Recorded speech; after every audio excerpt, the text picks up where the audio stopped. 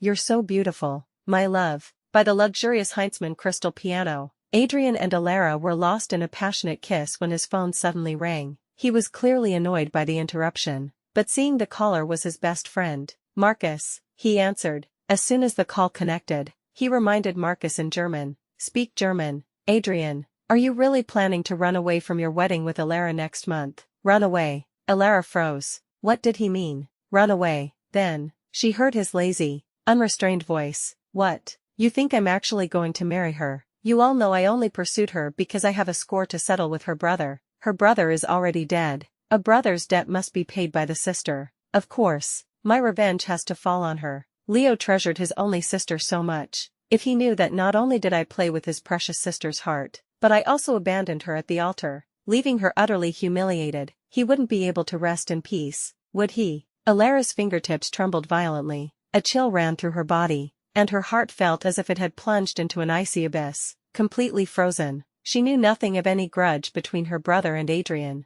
All she knew was that after her brother, the only family she had, passed away, Adrian appeared by her side. He stayed with her, comforted her, and took care of her. With his deep affection and care, he had slowly mended her shattered heart, bringing her back from the brink of despair. She had thought Adrian was a ray of light she had grasped in a dark abyss. Now, she finally understood. That light was never meant for her. His kindness, his unwavering love, it was all a lie, all of it. Leo shouldn't have crossed you, Adrian. He got what he deserved. Marcus continued in fluent German, but I have to say, his sister is a real knockout. I've never seen a more beautiful woman. Adrian, after you ditch her and the game is over, you'll be done with her, right? When that happens, can I have a go? Me too. Alara's waist is so damn tiny. I've been craving her for ages. Adrian, can I sleep with her too? With a face like that, I could go 8 times in one night. There were clearly other people with Marcus. Soon,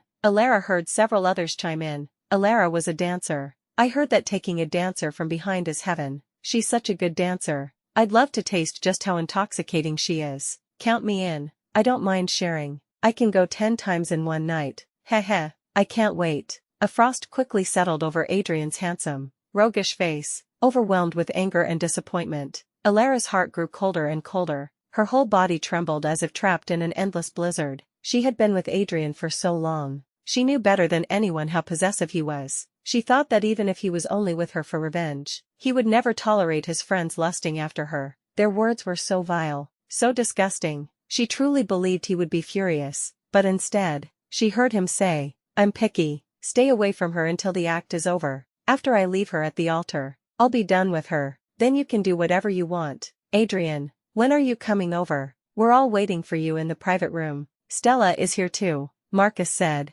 pausing before adding, "She lost a game of truth or dare. She has to have a 3-minute French kiss with someone. If you don't come, there's no one to kiss her, and she'll have to down 3 shots of liquor. She's a girl I'm sponsoring. After all, don't bully her. I'm on my way." With that, Adrian hung up. He didn't kiss Alara again. He swiftly carried her into the master bedroom with one arm and gently brushed the stray hairs from her forehead. "Honey, I have to go to a meeting. I'll be right back." Clearly, he was rushing off to have a French kiss with the young girl he was sponsoring. Alara said nothing, simply closing her eyes and turning her face away numbly. He thought that as a dancer, she wouldn't understand German. In reality, by the age of 8, she was already fluent in 6 foreign languages. So, his hypocrisy, his two-faced act, was completely exposed before her. Suddenly, Alara felt that loving Adrian was utterly meaningless. After the door clicked shut, Alara dialed a number. "Professor, in 2 weeks, I'm ready to go abroad with you." The day she was to leave with her professor was the same day as her wedding to Adrian. He loved to act, loved to trample on other people's genuine feelings. Fine, she would play along. She wanted to see just how surprised he would be at the wedding in 2 weeks when he discovered she had run away first. The Pei family had a special background. Its members were not permitted to leave the country. In this life, she and Adrian were fated to walk different paths. After hanging up, she turned and saw the photo on the nightstand. A picture of him stealing a kiss from her. Thinking of him and Stella kissing passionately in that private room, the photo suddenly seemed incredibly jarring. She flew into a rage, smashing the glass picture frame to pieces. But that wasn't enough. Remembering that the custom wedding dress and their wedding photos had been delivered yesterday and were in the guest room, she stormed in, cut the priceless gown to shreds, and smashed every single wedding photo. As she left the guest room, she noticed a snow globe on a low shelf. She had had it custom made for Adrian's birthday last year. Inside the crystal clear globe was a couple in a loving embrace. Her and Adrian. Snowflakes drifted down, settling on their heads, as if they were destined to grow old together. Once, Alara had dreamt of nothing more than growing old with Adrian, but now, she no longer wanted to. She snatched the snow globe and smashed it violently. It wasn't just the snow globe. She found everything she had ever given him. What could be smashed? She smashed. What couldn't? She threw away. It was as if she had completely discarded the heart that had loved him so deeply, with no turning back. It was an exhausting, time-consuming task. It wasn't until the early hours of the morning that Alara had destroyed everything. After a shower, she quickly grew sleepy, drifting off. Just as she was about to fall asleep, she felt the bed dip beside her. The next second, her skirt was pushed up, and Adrian's hand slipped underneath. My love. Adrian had a strong libido. They had made love that evening, and now he wanted her again. He rolled on top of her, his hands roaming freely as he kissed her deeply. His kiss was a mix of fiery passion and tenderness, weaving an inescapable web of affection around her. Once, Alara had loved kissing him,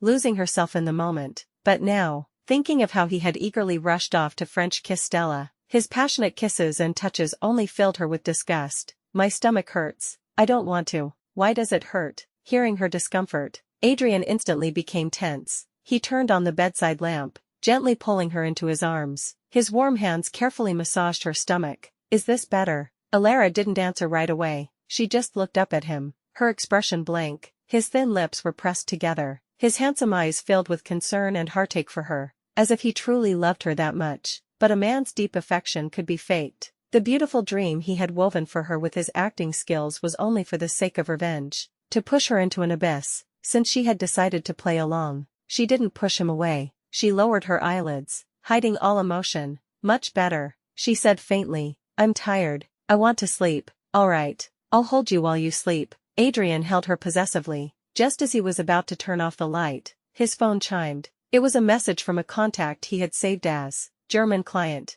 This German client had messaged him often before. She had assumed it was a work colleague and never thought much of it, nor had she ever checked his phone. But tonight, she sensed something and glanced at his screen. He usually communicated with the German client in German. Her eyes fell upon the message. Adrian, didn't you want to see me in a costume? I bought a kitten-made outfit online. It even has a tail. Will you come over tonight? Since Adrian thought she didn't understand German, he didn't try to hide the message from her. His Adam's apple bobbed. He quickly typed back in German, get dressed and wait for me outside. I want to try it in the car tonight. After replying, he turned to Alara with a look of reluctance. There's a problem with the business in Germany. I have to go to the office. Honey, you get some sleep. I'll buy you your favorite strawberry cake in the morning. Alara nodded slightly, pulling the covers up tightly, feigning obedience. After Adrian drove away, she was wide awake. She quickly got dressed, got into her own car, and followed him. She knew the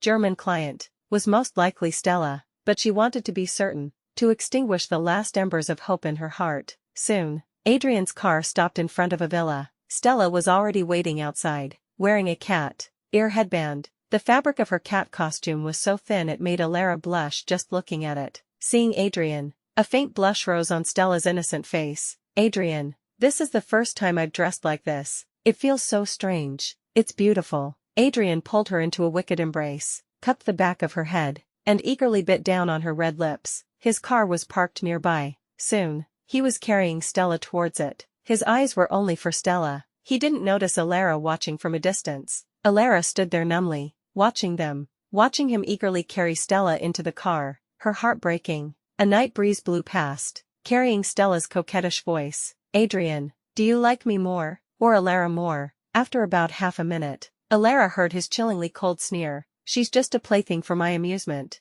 Is she even worthy of being compared to you? A plaything. The sharp pain in her chest made it almost impossible for Alara to breathe, but clutching her heart, which felt as if it were being slowly flayed by a blunt knife, Alara laughed. She couldn't help but remember a month ago, when she had been cooking and accidentally cut her hand. It was just a small cut, but he had held her hand, his eyes red with distress, blaming himself over and over for letting her cook. She had felt both sweet and exasperated, telling him it was a shallow cut and just needed some iodine, but he had held her tightly, his affection overwhelming, saying he couldn't help but be nervous because she was the most precious treasure of his life, and she, like a fool, believed she was his treasure. Like a fool, she had wanted to entrust the rest of her life to him. Tonight, she finally understood. Allara was never Adrian's most precious treasure, she was just a plaything. The more Allara thought about it, the more ludicrous it seemed. She laughed until tears streamed down her face, her heart shattered. Finally, her heart turned to ash. After leaving,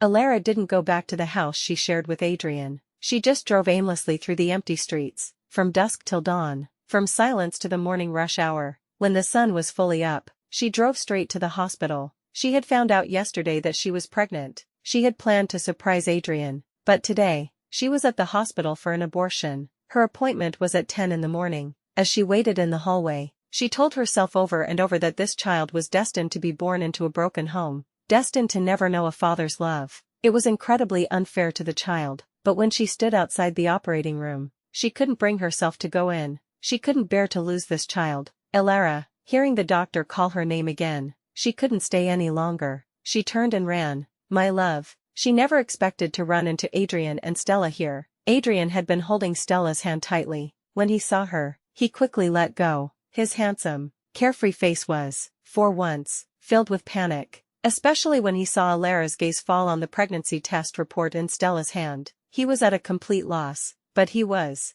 after all, a titan of the business world. He quickly regained his composure. He stepped forward, taking Alara's hand with a look of doting concern, his dark eyes filled with worry. Honey, why are you at the hospital? Are you not feeling well? Seeing her eyes still fixed on the report, he quickly explained. Honey, this is Stella. You should remember her. The young girl you saved a year ago. I saw her boyfriend hitting her on my way home. I remembered you saved her, and I was worried you'd be concerned, so I brought her to the hospital. I didn't expect her to be pregnant. She's pregnant, and her boyfriend still hits her. That scumbag is a real piece of work. Of course, Allara remembered Stella. She also remembered saving her from two thugs a year ago. Seeing the girl's worn-out shoes, she had felt sorry for her and transferred her $20,000, hoping she would have a better life. At the time, Stella had thanked her profusely, promising to repay her after she graduated and found a job. She never expected repayment, but she also never expected the girl she had helped to stab her in the back and climb into her fiancé's bed. Honey, why aren't you saying anything? Are you not feeling well? Seeing Allara standing there as if her soul had left her body, Adrian grew so anxious he swept her up into his arms. Are you in a lot of pain? My love, don't be scared. I'll have a doctor examine you right now. Allara still didn't speak. She looked up at Adrian, her gaze fixed on him. Adrian was the sole heir to the immensely wealthy and powerful Pei family. He had taken over the family business at 20. In the business world, he was ruthless, a living demon in the eyes of many. Everyone said he was cold-hearted and unfeeling, but with her, he had always been vibrant and deeply affectionate. Even now, with Stella carrying his child, he held her so tightly, the adoration in his eyes still shining like stars, as if she were the only one he saw. She tried to find a trace of pretense in his eyes, to catch a glimpse of insincerity, but she couldn't. His acting was so superb. It was a real shame he wasn't a movie star. Honey, can you please say something? Don't scare me like this. I'm fine,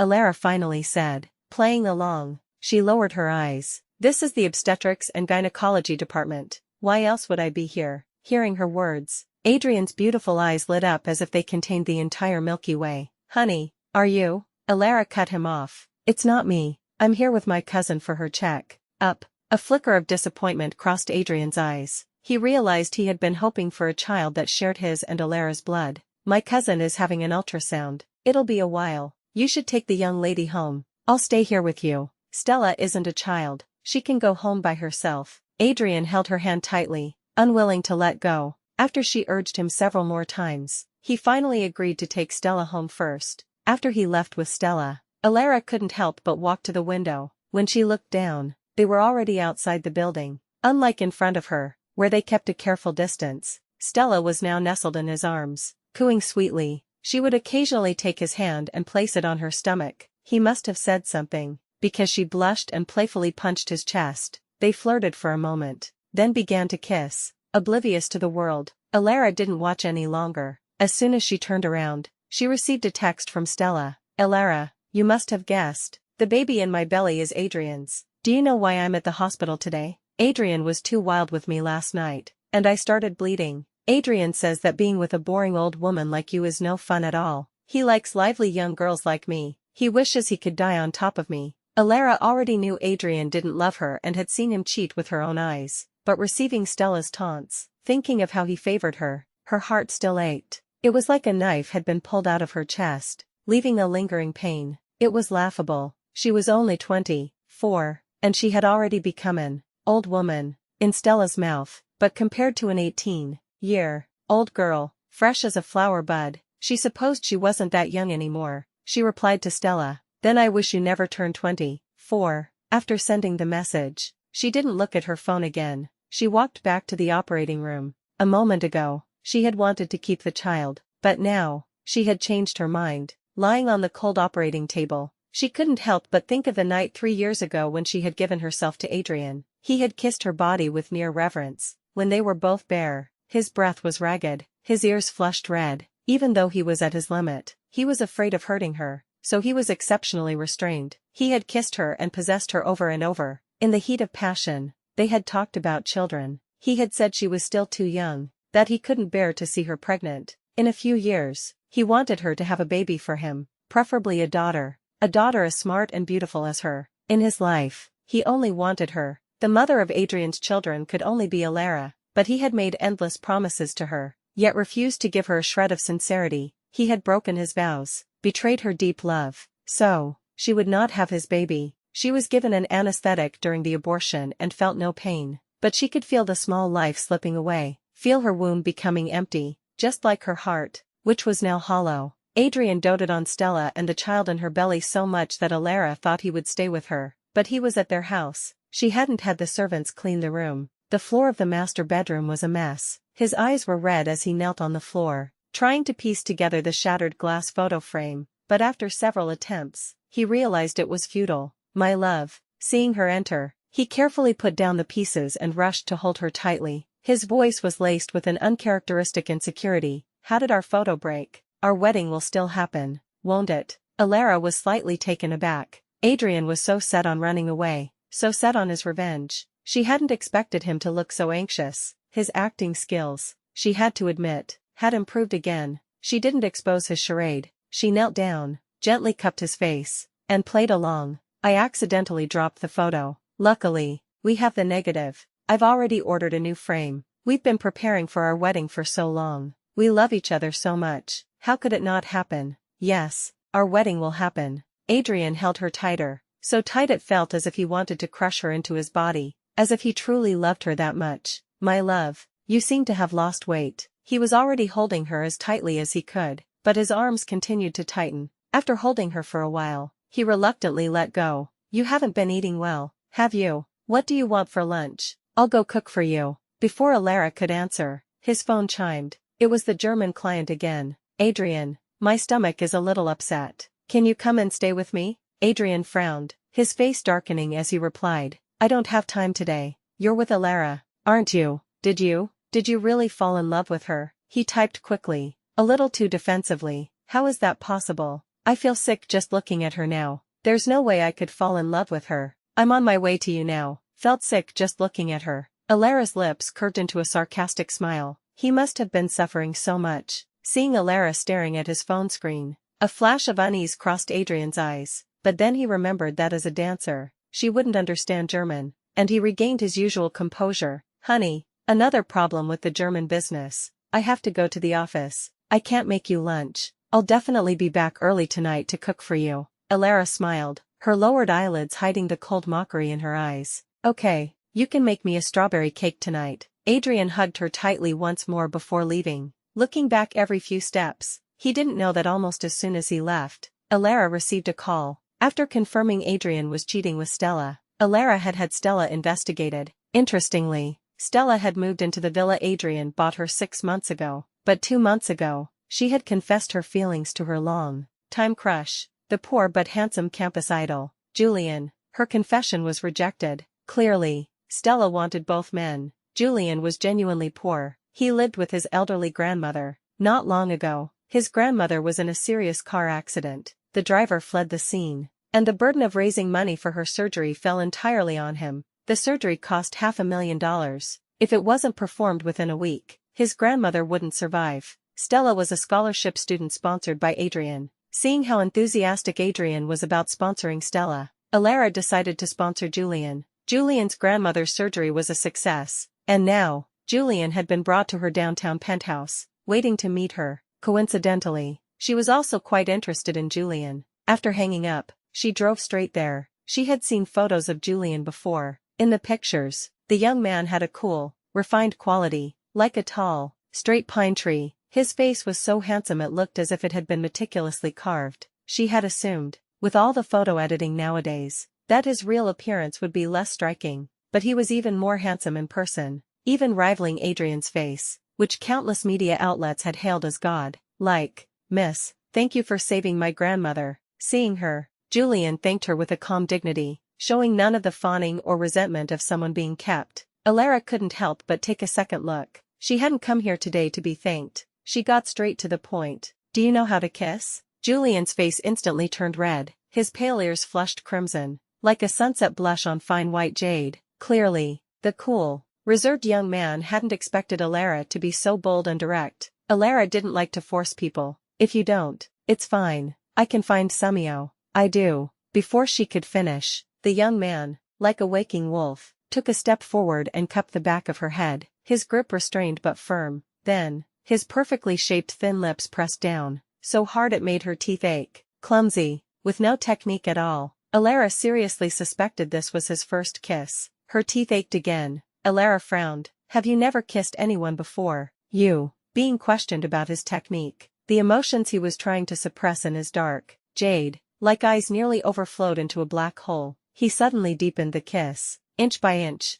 as if he wanted to bite her red lips to pieces and swallow them whole. He was a fast learner. At first, his clumsy kisses were uncomfortable, but soon, she was lost in them, her eyes glistening. The young man's breath was as fresh and sweet as a spring breeze. His large, well-defined hands were slender yet powerful. On Alluring's body, they sent her to the clouds from the very beginning. "Sister, are you satisfied with me?" At some point, his address for her had changed from miss to sister. Alluring answered him with her actions. After he lifted his head, she stood on her toes and pressed him against the wall, as she trembled from his kiss. Alluring couldn't help but think, no wonder men like young, beautiful bodies. She liked them too, but she had just had an abortion today, so certain activities were out of the question. After they kissed until they were breathless, she stopped his hands. "Not today. I just had an abortion." "Sister." Alluring wasn't sure if it was her imagination, but she thought she saw a flash of pain in his eyes. He didn't kiss her again but gently held her. "Sister, I'll take good care of you." Hearing her stomach growl, he gently let her go. "I'll go make you some red date porridge. My grandmother used to make it for our neighbor after her abortion." Alluring wanted to say it wasn't necessary. She didn't come here often. The fridge was empty, but the young man was a man of action. Seeing her empty kitchen, he went straight to the supermarket downstairs and came back with bags full of groceries. She not only had red date porridge but also several delicious hot dishes. For dessert, she even had the strawberry cake she had been craving. As night fell, Julian was massaging her stomach when he started kissing her again, almost taking her breath away. She was like a fish out of water, limp beneath him. Just as she was about to tell him to stop, Adrian called. "Honey, this collaboration has run into some serious problems. I have to go to the city overnight. Don't wait up for me. Get some rest." Adrian's voice was, as always, magnetic and patient, but Alluring felt a chill in her heart. "Busy with work, huh?" He was busy with his little girl, wasn't he? But she didn't expose his lie. She replied sweetly, "Don't work too hard.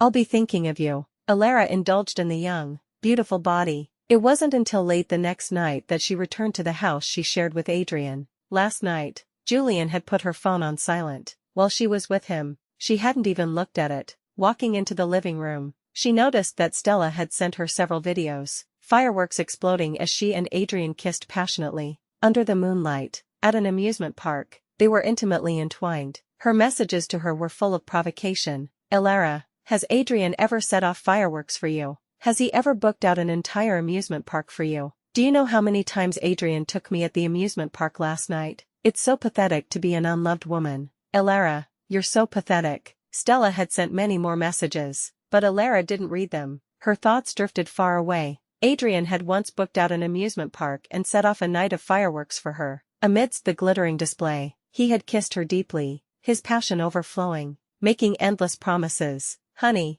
in this life, I'll only set off fireworks for you. Honey, in this life, I'll only love you, until death do us part. Once, like a fool, she had believed him. She had truly thought their love was stronger than gold, that they would be together forever. What a shame. She was never Adrian's one and only, so, she didn't want him anymore. My love. As soon as Alara went upstairs, Adrian rushed out of the guest room, his face pale. His usually carefree eyes were, for once, filled with a fragile panic. The corners of his eyes were red as he stared at Alara, his voice trembling. How are all our wedding photos broken? The wedding dress is cut to pieces too. You don't want to marry me anymore, do you? Oh, he had seen it all. Actually, not all of it. If he had opened the wardrobe, he would have found it in a similar state of disarray. All the gifts he had given her, everything she had handmade for him, had been destroyed and thrown inside. Seeing her silence, her wooden stance, the anxiety in his eyes grew. My love, what's wrong?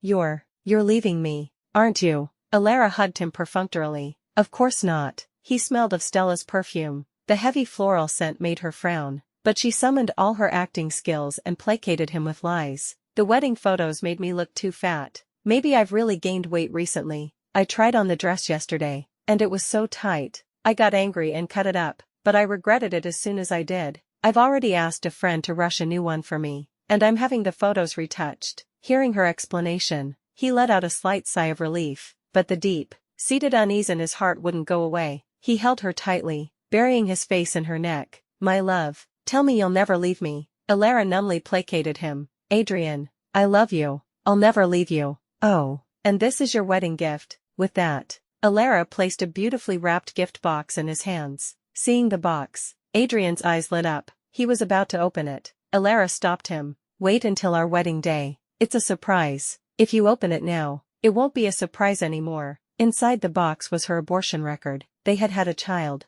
but it was lost on the day he took Stella for her check.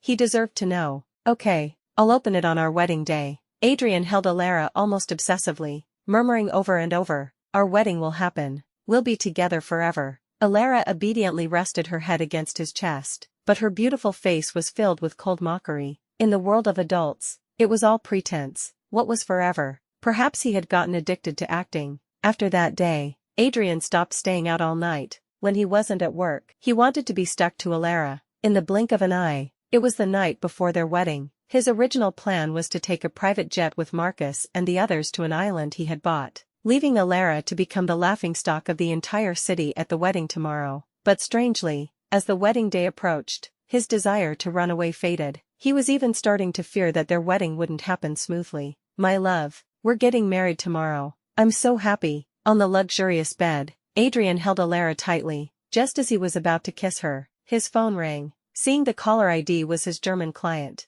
a struggle flashed in his eyes. After a moment of hesitation, he answered, Adrian, help me. There are some thugs following me. The next second, as if someone had snatched the phone from Stella, the call was abruptly disconnected. The color drained from Adrian's face. Honey, there's a problem with an order from Germany. I have to go out. Fearing for Stella's safety, he didn't dare to delay. He rushed out of the bedroom without even grabbing his coat. Alara's eyes were lifeless. Finally, she let out a self-deprecating sneer. His German business was so busy, as she expected. A short while later, she saw a new post from Stella, visible only to her. Whenever I want, he will be by my side. The accompanying photo was a side profile of her and Adrian kissing deeply. Alara liked the post, took a screenshot, then pulled out the suitcase she had already packed and walked out of the bedroom. Her professor's flight was at 2 in the morning. Adrian had been clinging to her, and she had been worried about how to get away. Tonight, Stella's little trick had made things convenient for her.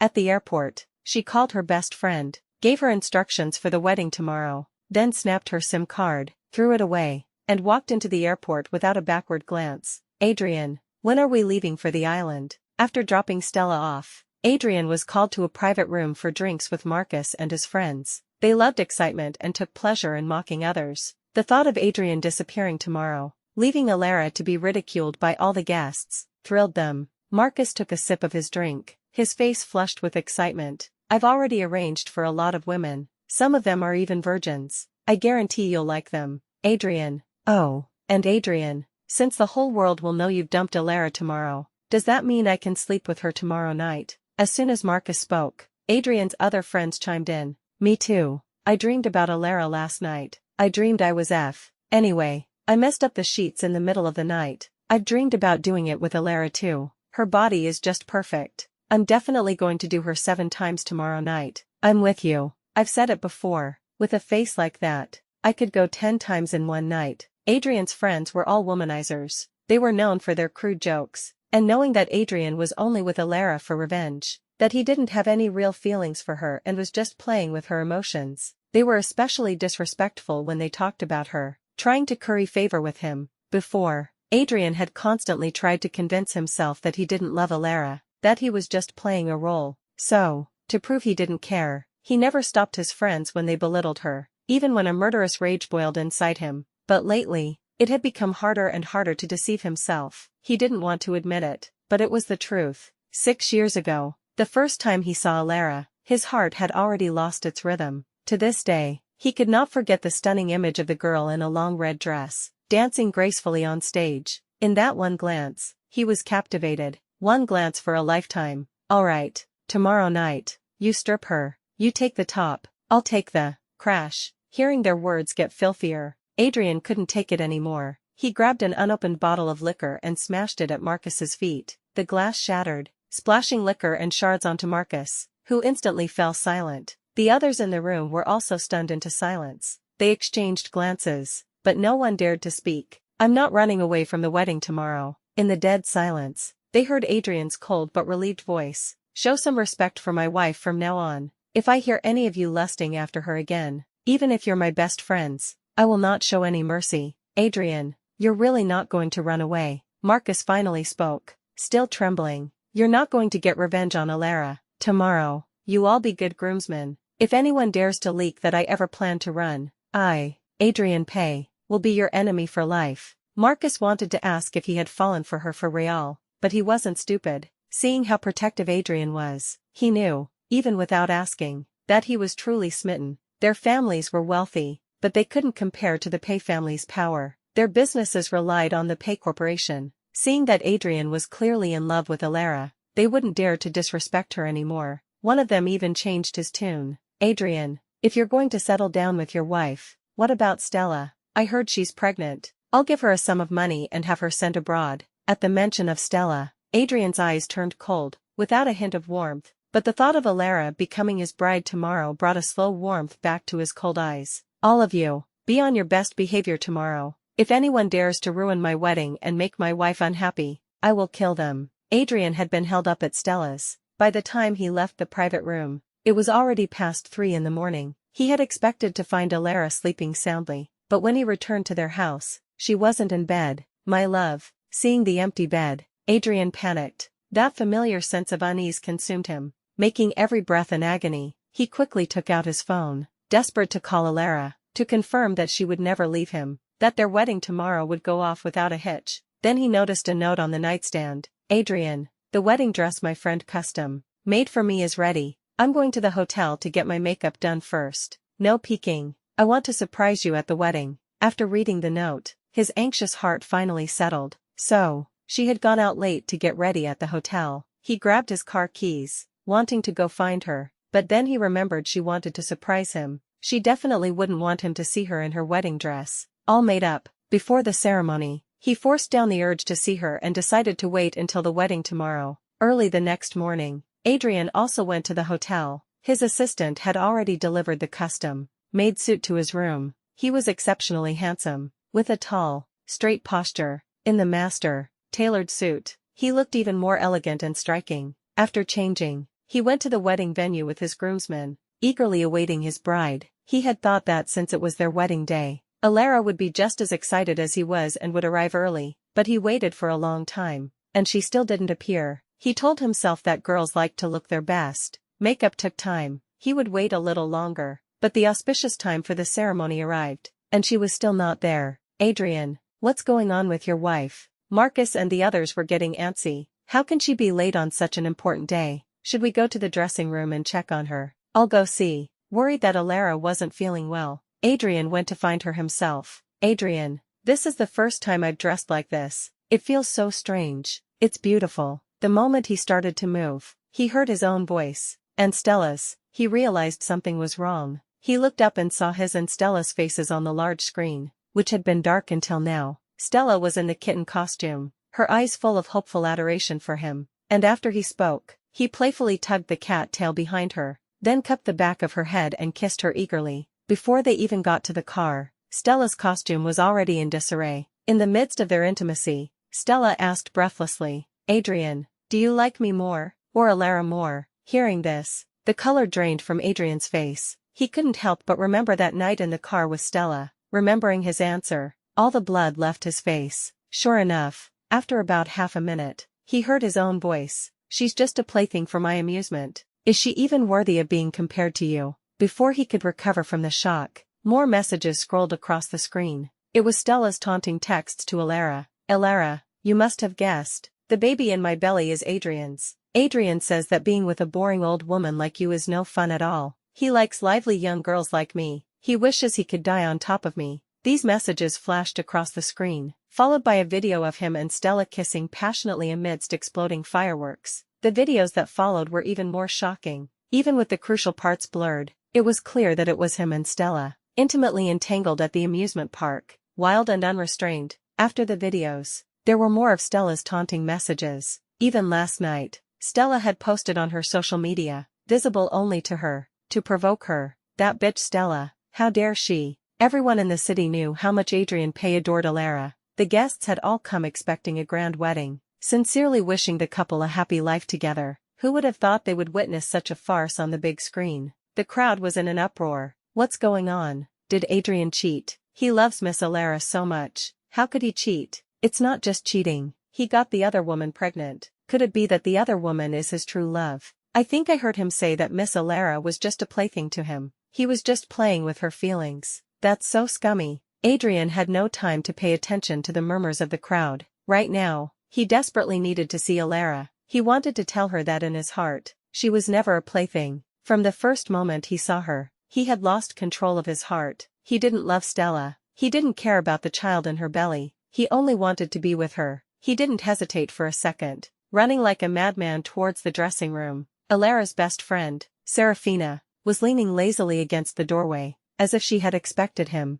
Her beautiful face showed no surprise or confusion. She didn't stop him, simply stepping aside to let him burst in. My love. Adrian was prepared for Alara to yell at him, to hate him. He had slept with Stella to prove that he didn't need Alara, but the truth was, the only one he truly loved, the one he was most afraid of losing, was Alara. He couldn't live without her. Even if he had to kneel and beg, he hoped she would give him one last chance. He had imagined 1,000 possibilities as he rushed over, but he had never imagined that Alara wouldn't be in the dressing room at all. In fact, the large room was completely empty of any makeup or accessories for a bride. Looking at the empty dressing table, the panic and unease in his heart grew stronger. He turned and rushed out, grabbing Serafina's wrist. Where is my wife? Serafina, you hid her, didn't you? Where did you hide her? Faced with his accusations, Serafina was unfazed. She smirked, her beautiful eyes filled with sarcasm. Alara didn't tell me where she went. I just received a text from her at 2 this morning,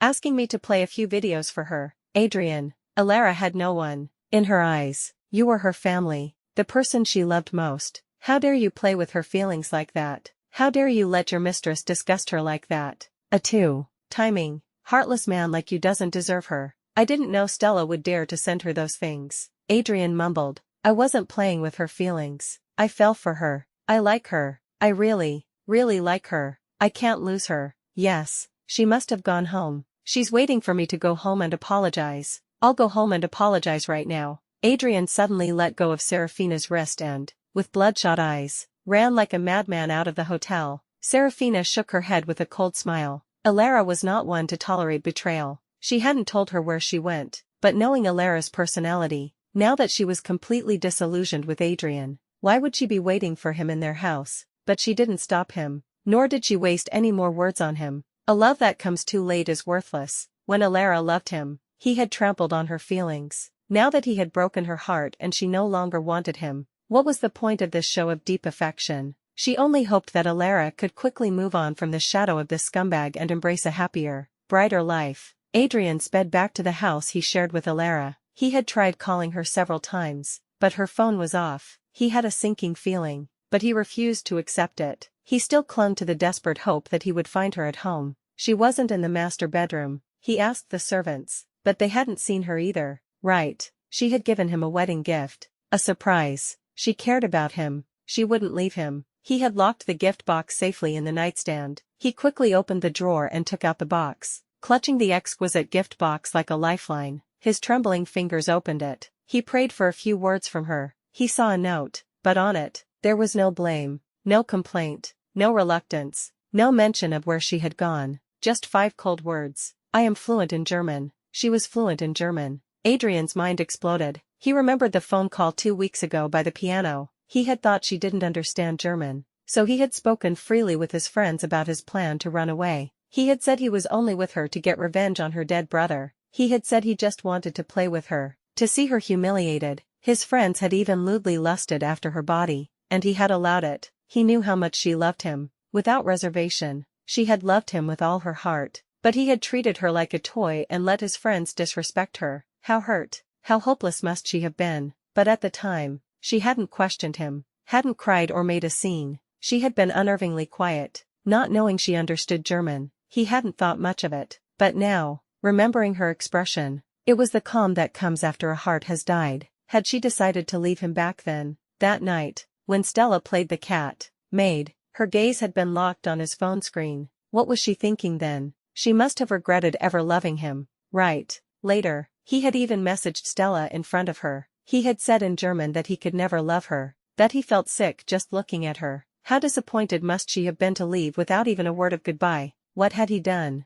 Under the note was another piece of paper. Seeing it, a glimmer of hope sparked in his dead, pained eyes. He quickly unfolded it, hoping to find some lingering affection, some reluctance to leave, but there was none. Instead, he saw a few large words, abortion record. He knew what each word meant, but somehow, he couldn't comprehend their meaning when put together, or rather, he didn't dare to. His lips trembled in agony, his fingers shaking so much he could barely hold the light piece of paper. Finally, he lowered his gaze. There was a date on the record. That day, he had taken Stella for her check up and had run into her in the OBGYN department. He had thought she was there with her cousin. Now, he finally understood. She wasn't with anyone. She was there for an abortion. How could she get rid of their child? The knowledge drove Adrian mad. He barely managed to hold on to his car keys as he sped towards the hospital. He desperately needed to confirm that the abortion record was fake, that she had forged it to punish him, to make him suffer. Soon, he was at the hospital's OBGYN department. Doctor, please look at this. This abortion record is fake. Right.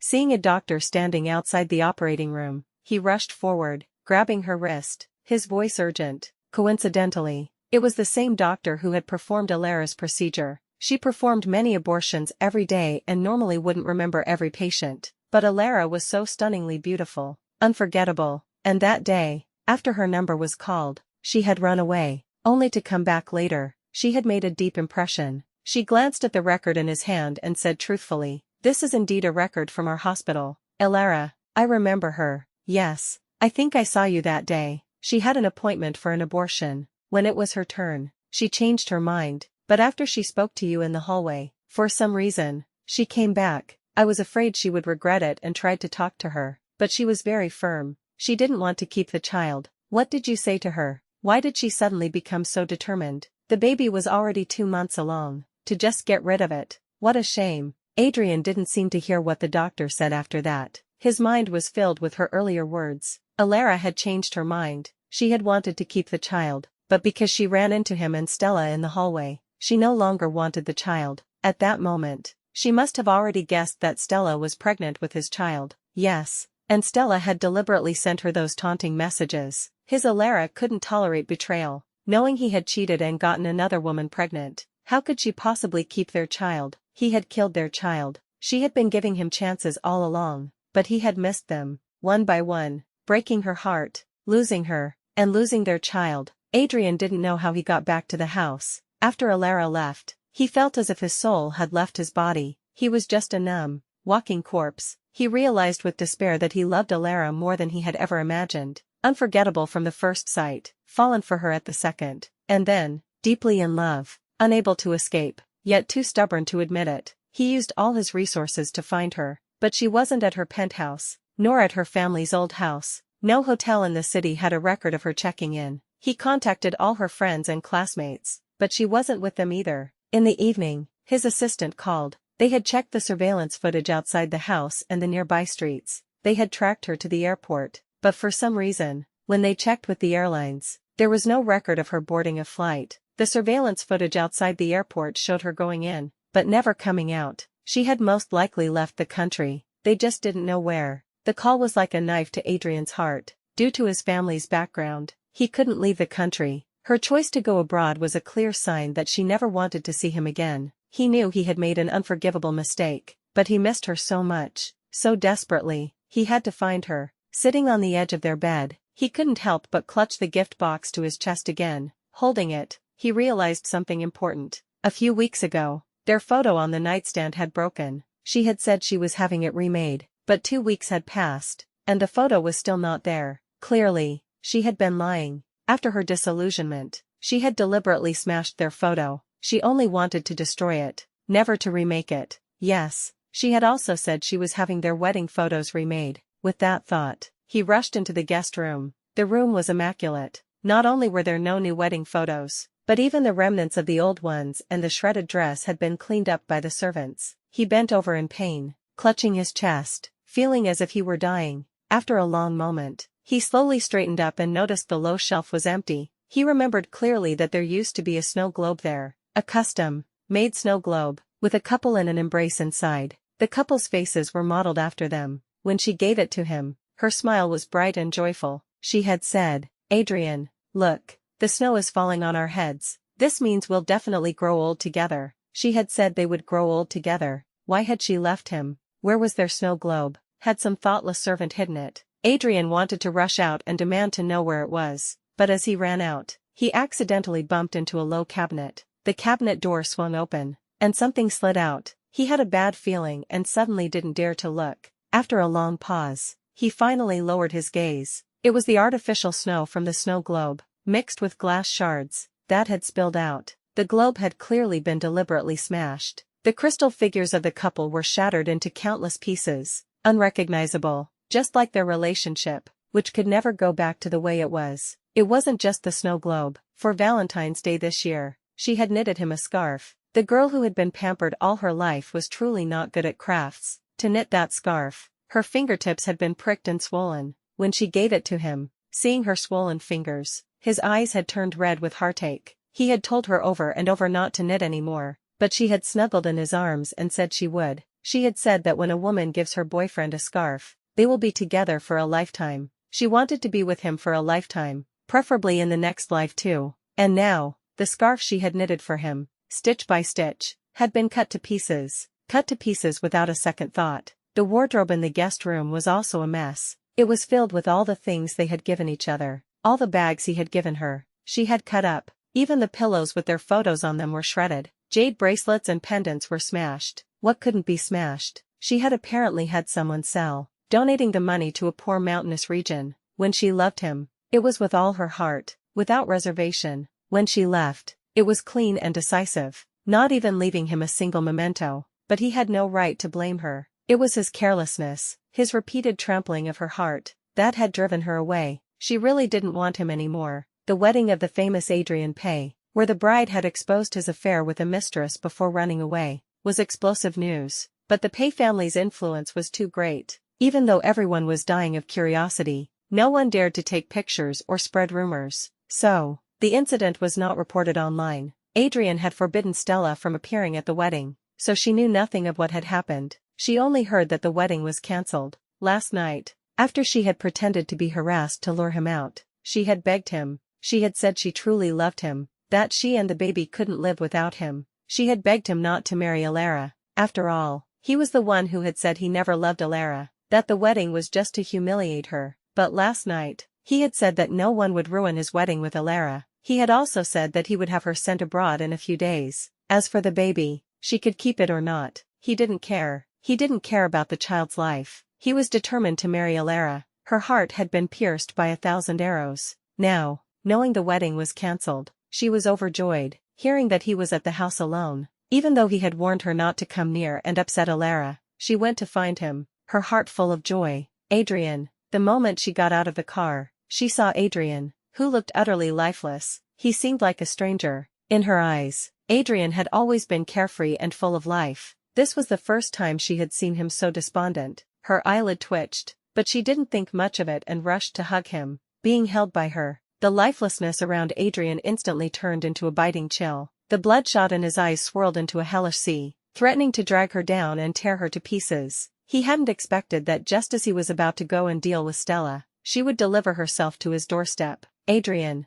our baby is acting up again. My stomach hurts so much. He's so naughty. Stella hugged him, about to continue her sweet talk, when she felt a sharp pain in her neck. She couldn't believe that he, who had always been relatively gentle with her, would now be strangling her. His gaze was as cold and cruel as if he were looking at a dead person. Meeting his eyes, she almost screamed. She suppressed her panic and asked in a trembling voice, Adrian, what's wrong? Let go of me. It really hurts. Stella, you really deserve to die. Adrian had no intention of letting go. He suddenly tightened his grip, viciously slamming her against the wall. His long fingers tightened, as if he wanted to snap her neck. Adrian, what's wrong? Stella's body trembled like a leaf, remembering she was carrying his child. She felt a surge of confidence. Adrian, you can't do this to me. I'm carrying your child. If anything happens to me and our baby, you'll regret it for the rest of your life. Yes, you're carrying my child. The red in Adrian's eyes raged like a storm. He seemed to be talking to Stella,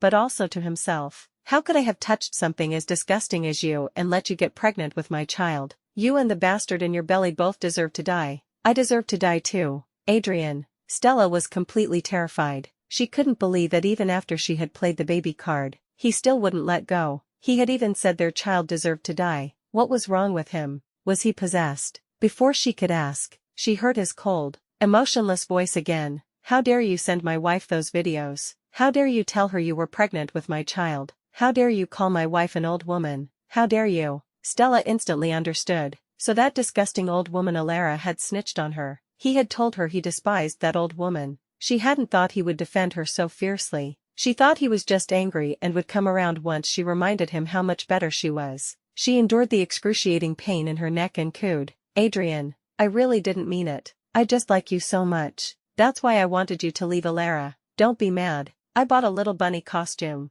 Tonight, you can be rough with your little bunny. Okay, snap. Adrian's hand tightened, nearly breaking her neck, silencing her instantly. Her words made him remember the night she had tried to please him in the kitten costume. Earlier today, he had had someone pull the surveillance footage from outside her villa. He had clearly seen Allara standing nearby that night. The thought of him and Stella, dressed as a cat, maid, tearing at each other in front of her, made him feel utterly disgusted with himself, and with the woman in front of him. He had completely lost his patience. He commanded his subordinate, who was standing respectfully nearby, take her to the private hospital under the Pay Corporation. Get rid of the bastard in her belly. Adrian, what did you say? Tears streamed down Stella's face. She had always believed she could use the baby to marry into wealth. Even when Adrian had said he wanted to send her abroad last night, she had thought he was just talking, that he would never really abandon her and their child. Who would have thought he would have the child in her belly killed? She screamed, Adrian, you can't do this to me. The baby in my belly is your own flesh and blood. You can't kill your own child. I won't bother Allara again. Please, don't hurt our child. Okay. Adrian's eyes held no pity. After a long pause, he looked into the distance and murmured as if in a dream, you've already bothered her. I was supposed to have a child. I was supposed to be a father. But now, there's nothing. Stella, because you sent those taunting messages to my wife at the hospital. She found out you were pregnant. She aborted my child. My child with my wife is gone. Why should the bastard in your belly get to live? Stella was stunned. She hadn't known Allara was pregnant too. Knowing Allara had gotten rid of the child actually made her happy. But now, with Adrian so protective of Allara, she didn't dare to show her joy. She begged desperately, trying to soften his heart. I didn't know she was pregnant. The baby she was carrying was your child. But isn't the one in my belly your child too? Adrian, I'm begging you. You can't hurt our child. Take her to the hospital." Stella's cries were desperate and tragic, but Adrian's eyes remained devoid of pity. He gave her a cold glance and motioned for his men to drag her to the car. He knew that if he allowed Stella to have this child, he and Alara would never have a chance to reconcile. There could be no mistakes. After a moment of silence, he went with them to the hospital. "Let go of me. You have no right to kill my child. Adrian, make them let go of me. Even a tiger won't eat its own cubs. How can you abandon your own flesh and blood?" Stella struggled desperately, trying to protect the bargaining chip in her belly, but Adrian's power was too great, and this private hospital was his territory. Her resistance was futile. As she was dragged into the operating room, Stella knew she couldn't save her child. Intense bitterness and resentment made her scream hysterically. "I may have upset Alara, but the one who really killed her child is you. If you hadn't insisted on getting revenge, on playing with her feelings, she wouldn't have been so disappointed in you. You're the one who got me pregnant, the one who slept with me behind her back time and time again. What right do you have to hurt my child?" The operating room door slammed shut, cutting off Stella's voice, but her bitter screams echoed in Adrian's ears. Getting rid of Stella's child didn't cause Adrian any pain or reluctance. In fact, he felt a sense of relief, but Stella's words still cut him like a knife, because she was right. He, Adrian Pay, was the one who had killed his and Alara's child. If only he had been brave and honest about his feelings from the beginning, he wouldn't have lost the girl he loved, but he had broken her heart. Time could not be turned back. No amount of regret could erase the damage he had done. Adrian disliked being in the media spotlight, but to find Alara, he gave a rare interview. He said he had lost his beloved wife and hoped the public could help provide clues to her whereabouts. Anyone who provided a useful lead would receive $1 million reward. After going abroad, Alara had focused on her studies with her professor and participated in various performances. She knew Adrian was looking for her, not wanting her peaceful life to be disturbed. She always wore a silver mask during performances and used an English name, but money talks. In her second year abroad, a netizen provided Adrian with a photo of her eating wontons in Chinatown. Adrian somehow found a way. He, who was not supposed to be able to leave the country, showed up a few days later. Luckily, Serafina had found out and warned her in advance. The day before he arrived, Alara was on a plane to France. Her 2 years abroad were peaceful and fulfilling. She had loved Adrian for too long and too deeply. It wasn't easy to simply stop loving him. In the beginning, she often thought of him.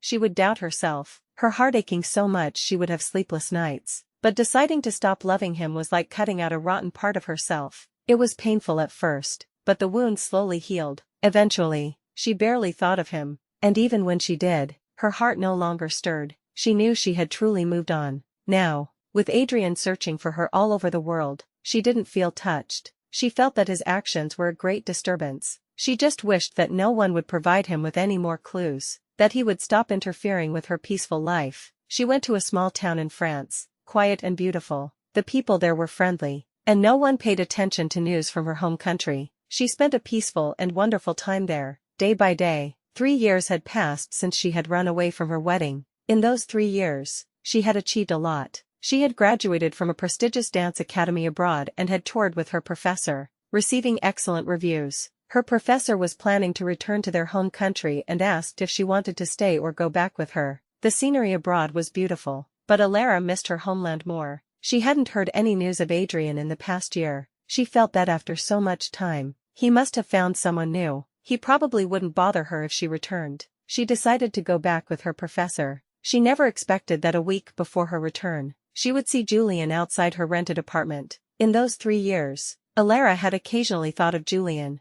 She remembered giving him $1 million and telling him not to contact her again. The young man, usually as cool as jade, had pleaded with her. "Sister, don't ignore me." It was a strange feeling. She had only sponsored him for a brief, fresh thrill, for his young, beautiful body, but in those 3 years, every time she remembered him pleading with her, she felt an inexplicable sense of guilt, as if she were a heartless woman who had played with his feelings and then abandoned him. 3 years had passed. The young man was noticeably taller. He was already over 6 feet tall before, and now he was closer to 6'3". He was tall and straight, like a bamboo shoot, with the quality of fine, cool jade. His face was even more handsome than before, making it hard to look away. His demeanor had also changed. The Julian of 3 years ago had the air of a pure, unblemished campus idol, but the Julian of today had an added air of nobility, an imposing presence that could not be underestimated. remembering that 3 years ago, due to her physical condition,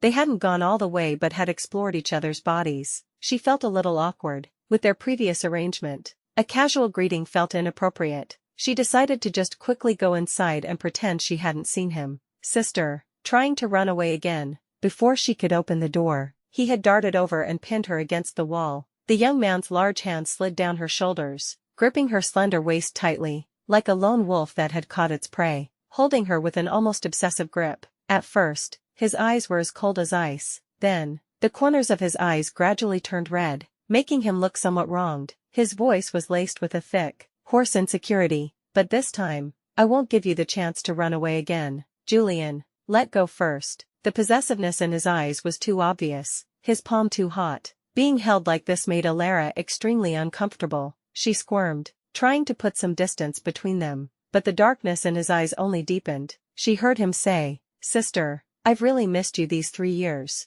Sister, can I kiss you? Huh, kiss her. Alara was taken aback. Really, they had only had a cold, transactional relationship before, 3 years apart, and the first thing he says is that he wants to kiss her. It was too sudden, but when Alara looked up, she saw his perfectly shaped, alluring lips, and she suddenly remembered that not long ago, as if possessed, she had dreamed of him kissing her fiercely. Alara gulped, seeing his lips getting closer. Her mouth went dry, she thought, almost recklessly. Why not? It's not like they hadn't kissed before, and, 3 years ago, she had personally verified that his lips were quite nice to kiss. Sister, I really want to kiss you. I've been going crazy. Alara suddenly felt the air grow hot. Julian had a cool, ascetic face, but when he said this, his entire demeanor was dangerously seductive, and very dangerous. In the moment Alara was dazed, his lips were already on hers. If you don't say anything, I'll take that as a yes. With that, he suddenly deepened the kiss,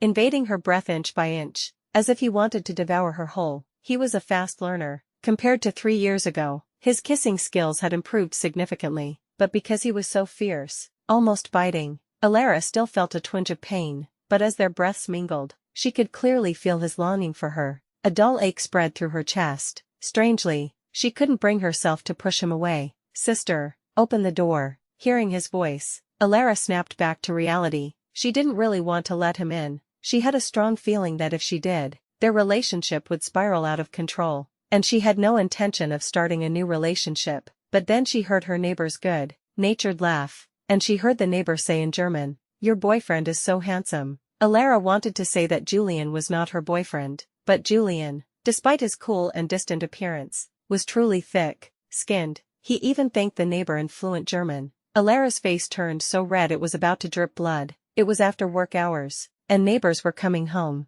Not wanting to be the center of attention, she had no choice but to open the door and let the wolf in. Sister, what do you want to eat tonight? Julian naturally carried Alara into the apartment, as if he were the master of the house. Alara regretted letting him in. She wanted to kick him out, but before she could, she heard his voice again. I see you have a lot of ingredients in your fridge. How about some fish, fragrant shredded pork, sweet and sour pork, and braised fish, and some dessert? The words to kick him out got stuck in her throat. Her parents had passed away early, but her brother, who had raised her, had been very good to her. He was a genius who had started his own business in school. By the time he graduated from college, his tech company was already publicly listed. He had spoiled her like a princess. She couldn't cook at all. After going abroad, she often missed the food from home. It was hard to find authentic dishes. When her cravings got too bad, she would try to cook a few dishes herself, but her cooking skills never improved. She either burned everything or made it too salty to eat. And 3 years ago, she had tasted Julian's cooking. He made simple,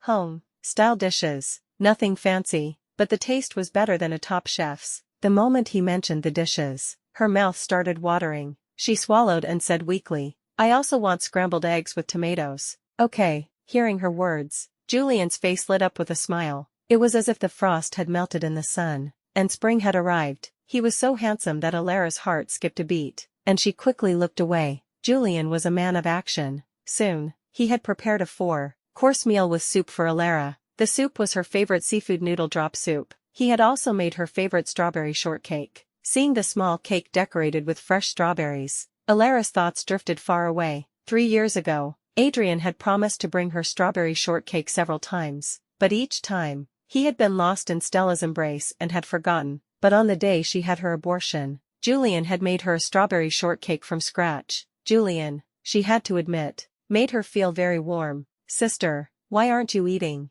Do you not like strawberry shortcake anymore? If you don't, I can make something else. I like it. Alluring certainly didn't want to waste his kindness. She quickly took a bite. The sweet and sour strawberries, mixed with fresh cream, were incredibly delicious, but as she ate, she couldn't help but remember some less than pure images. 3 years ago, on the day she went to his penthouse, she had completely let loose. After eating strawberry shortcake, she had left love bites all over his body. Julian looked slender, but he was very well built. His pale skin, dotted with red marks, was like peach blossoms blooming in the snow. Incredibly seductive. Alluring slapped her face. She really couldn't think about that anymore, and she'd turn into a pervert. Alluring hadn't had such a good meal in a long time. She ate until she was completely satisfied. After dinner, Julian took the initiative to wash the dishes. Alluring thought that after he was done, he would leave, but he showed no intention of leaving. He even unbuttoned the top 3 buttons of his white shirt,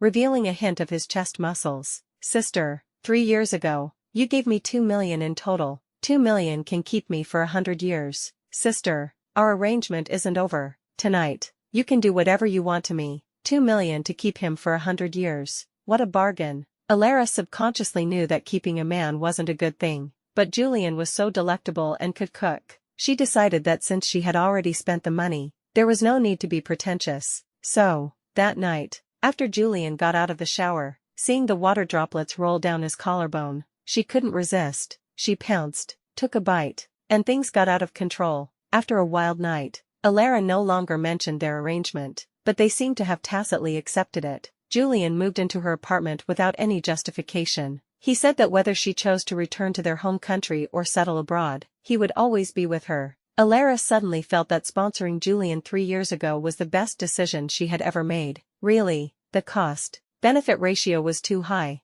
In front of others, he was as cool as jade, like an unattainable flower on a high mountain, but with her, he was very considerate. During the day, he would accompany her on walks and exercises. When it was time to eat, he would automatically go to the kitchen and cook for her. They were also very compatible in bed. Every night, he would forcefully take her to the clouds, over and over again, making her lose control. In just 1 week, she had gotten used to his presence. She even felt a little sad at the thought that one day, he would get married, have children, and want to end their arrangement. She could add more money. She wanted to keep Julian for a lifetime. The night before returning to her home country, Alluring was exhausted and couldn't open her eyes in the morning. She was carried into the car in a daze, then to the airport, and onto the plane home. My love, Alluring hoped that in this life, she and Adrian would never have to meet again, but as soon as she walked out of the airport, she saw him. Compared to 3 years ago, Adrian was much thinner, but his face was still impeccably handsome. But looking at this incredibly familiar face, Alluring's heart no longer stirred.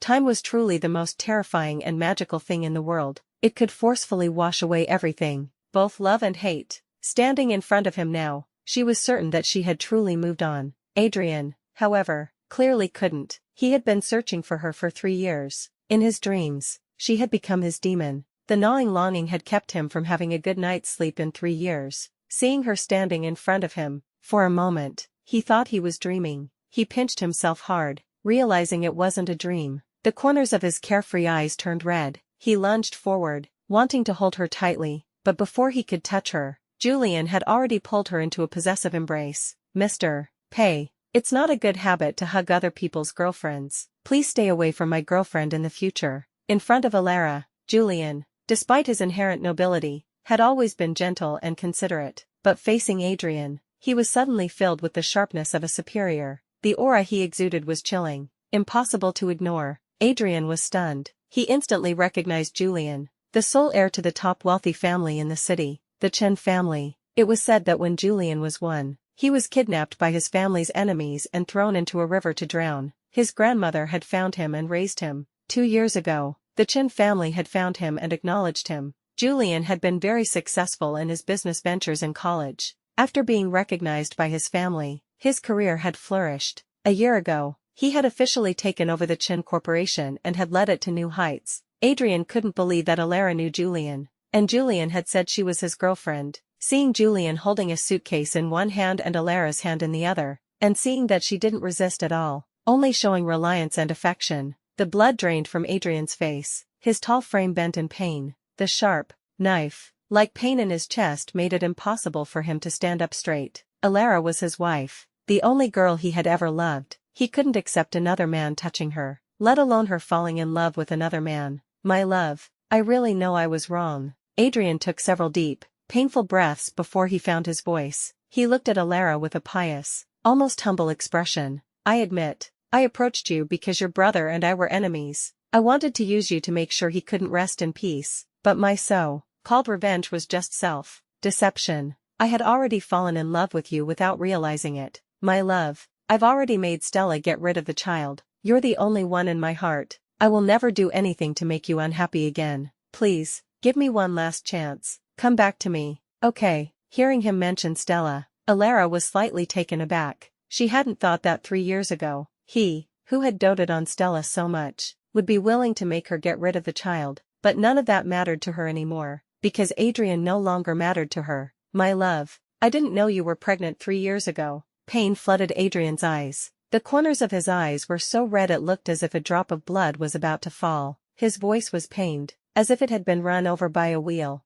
I regret it so much. I killed our child. Yes, my love, we can have many more children in the future. I will love you and our children. Please, don't leave me. Okay, Mr. Pay. Seeing Adrian stumble forward, trying to take her hand again, Alara pulled Julian back a step. Her coldness and wariness stabbed him in the eyes and heart. Hearing her call him Mr. Pay instead of Adrian, he felt as if his heart were being pierced by 1,000 arrows, a fate worse than death. Before Adrian could recover from the extreme pain, he heard Alara's emotionless voice again. Let me correct you, I am not your wife. 3 years ago, from the night I found out you planned to run away from our wedding, my heart had already died. On our wedding day, I chose to run away, which was a clear message to you that we were over, that there was no possibility between us anymore. Please don't call me your wife anymore. It will make my... Julian wasn't her boyfriend, just a poor college student she was sponsoring, but not wanting to be bothered by Adrian anymore. She said, it will make my boyfriend misunderstand.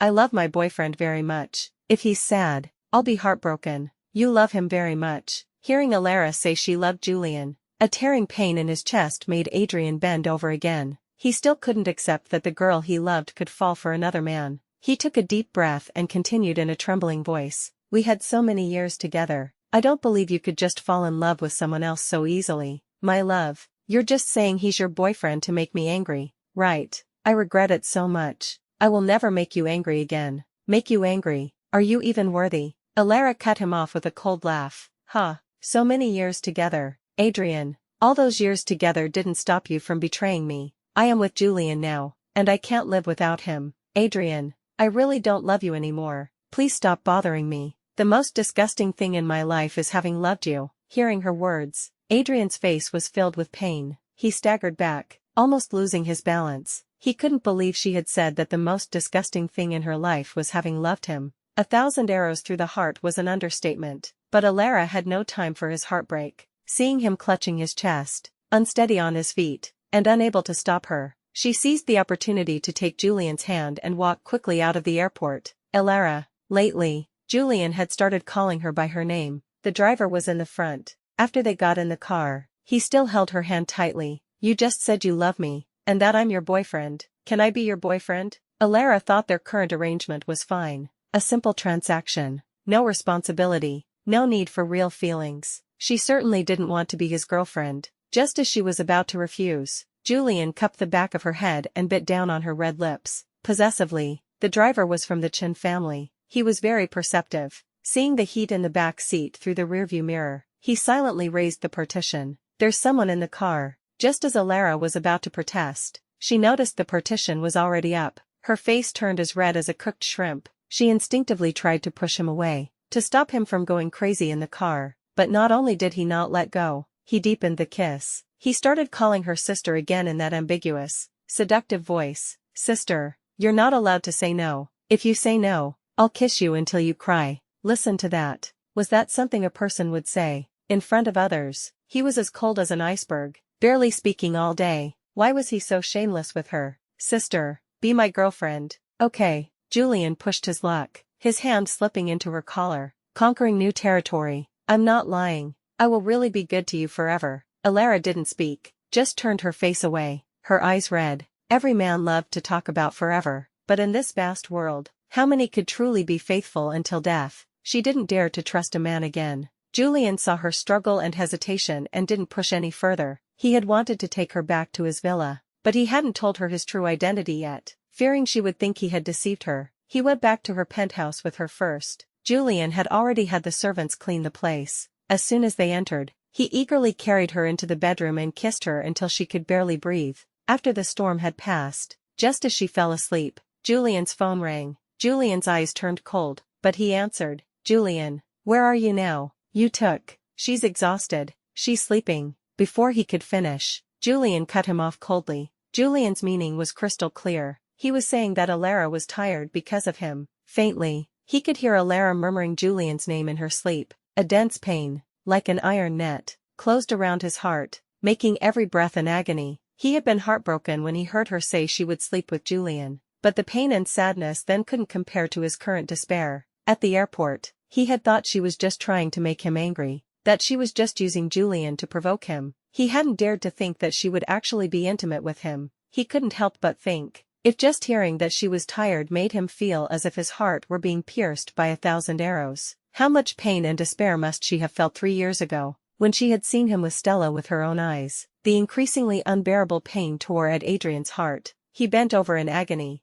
unable to straighten up. He took a deep breath, struggling to find his voice, and screamed, "My love, don't let him touch you. Julian, I forbid you from touching my wife." As he screamed, his voice broke into a desperate, helpless sob. "My love, I really know I was wrong. I don't mind that you've been with someone else. I will never make you angry again. I really can't live without you. Please, come back to me. Okay, in your dreams." Julian had answered his call to make him give up and stop bothering Allara, but seeing how stubborn he was, Julian didn't waste any more time. He hung up coldly and kissed Alara's red lips with a devoted passion. He had a proud spirit. Even when he was penniless, he wouldn't be kept by a woman. But 3 years ago, the woman was Allara, the girl he had been obsessed with since he was a child. Being kept by her wasn't humiliating. He just wanted to do everything he could to keep her. But 3 years ago, she had just said their relationship was over, kicked him out, and left without a word. He almost never saw her again. He had searched frantically for 3 years, suffered for 3 years. Now, the moon had finally fallen into his arms. How could he let Adrian steal her away? He kissed her more deeply, pious and fervent. "Sister, you're mine. This life, the next life, you will never leave me. Never." A 23-year-old stamina was truly impressive. At first, Allara could keep up with his demands. Later, she was so tired she fell into a deep sleep. When she woke up, it was already noon the next day. Julian was standing by the bed, buttoning his white shirt, one by one, looking otherworldly and handsome. Allara glanced up and saw a hint of his chest muscles. She remembered that last night, when she couldn't take it anymore, she had scratched him there several times, with the red scratch marks. The young man's pale skin looked even more alluring. She couldn't help but gulp. "Haven't you had enough?" Just as Allara was relishing certain indescribable memories, she heard his teasing voice. "If you want, sister, I can take my clothes off." Take his clothes off for what? Thinking of how wild and fierce he was in bed, Alara's legs went weak. Seeing that he was starting to unbutton his shirt again,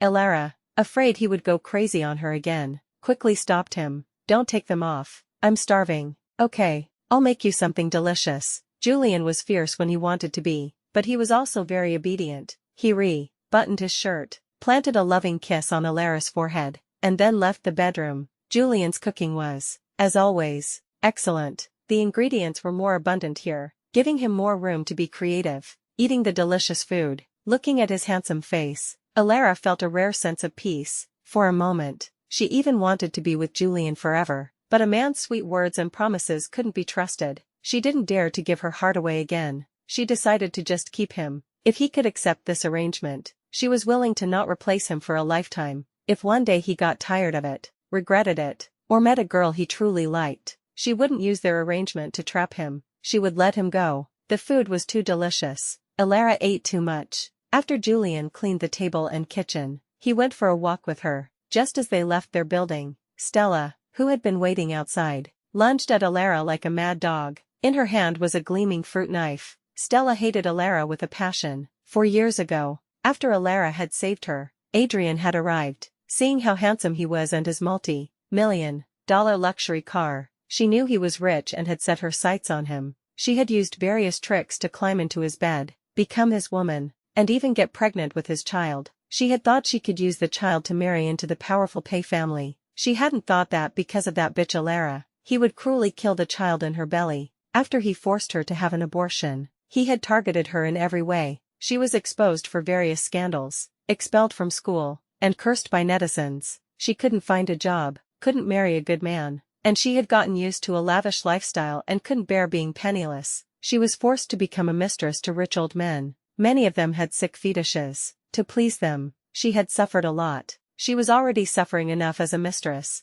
Not long ago, after getting pregnant with one of the old man's children, she was beaten in the street by his wife, who had a background in the underworld. She had miscarried and lost her ability to have children forever. His vicious wife had even threatened to have her killed. She had heard how ruthless the old woman was and knew it wasn't an empty threat. She felt that her miserable life was all Alara's fault. She had no way out. Before she died, she would take Allara with her. Knowing Allara had returned, she had been hiding near her apartment building, looking for a chance to kill her, and she had found one. She stared at Allara with venomous eyes, gathered all her strength, and plunged the knife towards her heart. Sister. Julian hadn't expected this. He instinctively pulled Allara into his arms. He was a good fighter. Kicking Stella away would have been easy, but he wanted Allara to open her heart to him, so he decided to play a little trick. He didn't dodge. He let Stella stab him in the back. Julian was Stella's unrequited love. Seeing him take a knife for Allara, her heart ached, but her hatred for Allara grew even stronger. She wiped away her tears, pulled the knife out of his back, and lunged at Allara again. This time, she didn't succeed. Julian kicked her hard, sending her flying.